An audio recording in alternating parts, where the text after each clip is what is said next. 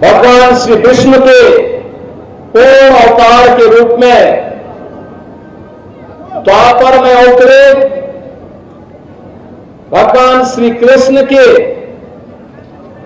पावन अवतार और लीला की भूमि के रूप में जानी जाती है। ये हम सब उत्तर प्रदेश वासियों का सौभाग्य है कि भगवान श्री कृष्ण के जो अनेक अवतार हुए हैं, उन्होंने अपने अवतार से उत्तर प्रदेश की भूमि को बार बार कृतार्थ किया है। अगर अयोध्या से राम जन्मभूमि के रूप में जानी जाती है, तो हमारी मथुरा भगवान श्री कृष्ण के पावन अवतरण की भूमि है। भगवान श्री कृष्ण ने अपनी संपूर्ण लीला इसी ब्रज क्षेत्र में, यहां पर उनकी लीला को देखने जानने का सौभाग्य इस ब्रजभूमि को प्राप्त हुआ। आज भी यहां के रज-रज में, कण-कण में श्री कृष्ण की भक्ति, राधा रानी की शक्ति के दर्शन इस ब्रजभूमि में हम सबको होते हैं। जो भी कृष्णमय हुआ, उसने अपने जन्म और जीवन को धन्य कर दिया। बहन और भाइयों, ये हमारा सौभाग्य है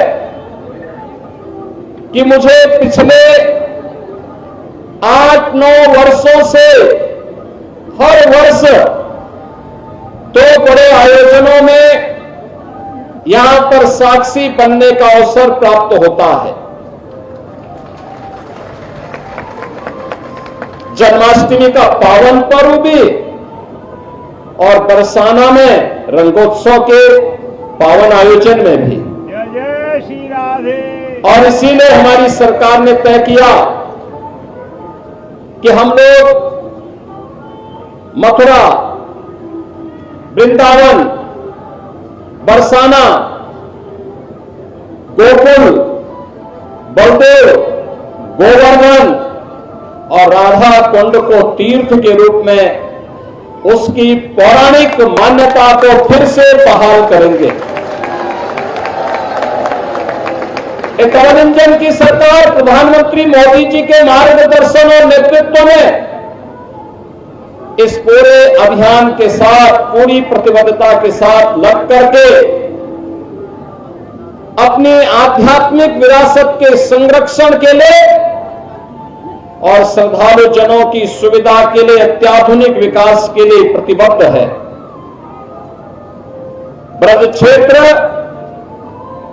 के विकास के लिए ब्रज तीर्थ विकास परिषद यहां पर कार्य कर रहा है। सभी माननीय हमारे जनप्रतिनिधिगण मार्गदर्शन दे रहे हैं और कृष्ण कन्हैया की कृपा जो है, यह क्षेत्र विकास के नित नए प्रतिमान को स्थापित कर रहा है। आज उत्तर प्रदेश अपनी आध्यात्मिक विरासत और अत्याधुनिक विकास के लिए देश और दुनिया के अंदर एक नए प्रतिमान को स्थापित कर रहा है।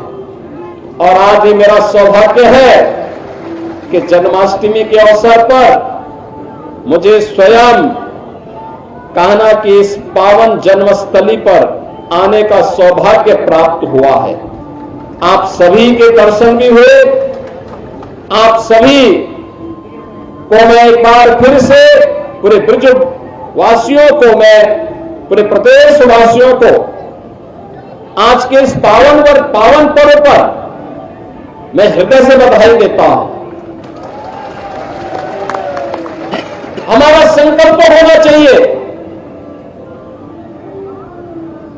तो प्रधानमंत्री जी ने देश के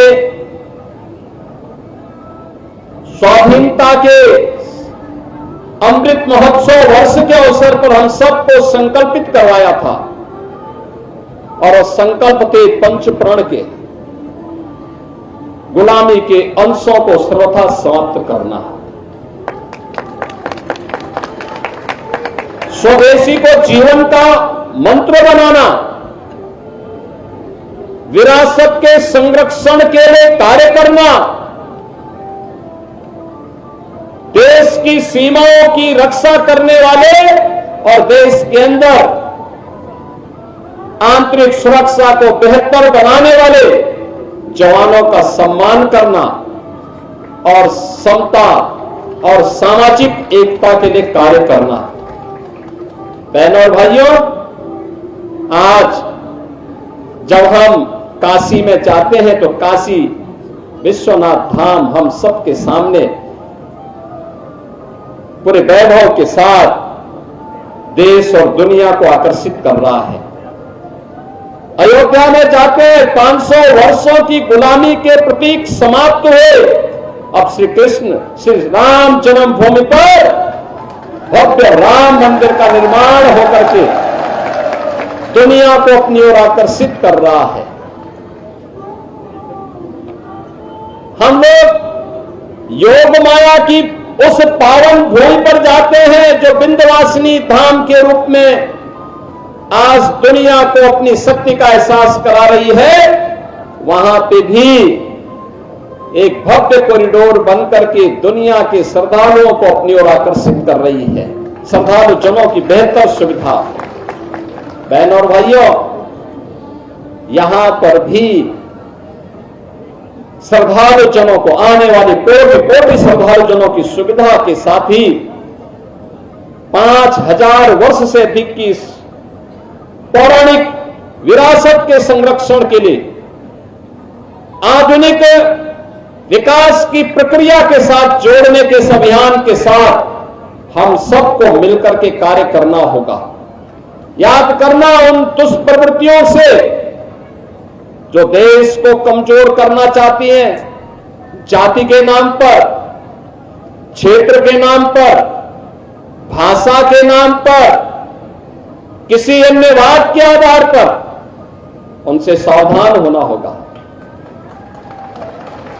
गो संरक्षण के लिए अपने आप को समर्पित करना होगा और गो संरक्षण का आदर्श केंद्र भी आज के दिन पर हमारा ये मथुरा वृंदावन बना हुआ है।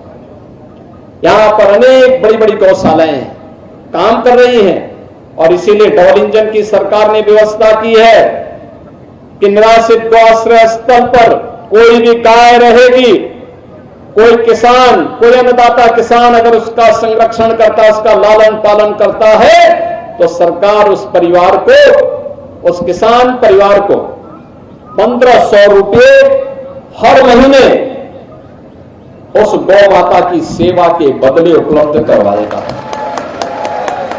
16 लाख से भी गौ वंश का संरक्षण वर्तमान में प्रदेश के अंदर किया जा रहा है। लगातार इस पर सरकार कार्य कर रही है क्योंकि हमारे जो प्रतीक हैं सनातन धर्म के, मां गंगा है, मां यमुना है, गौ माता है, गायत्री है, हमारे तीर्थ है।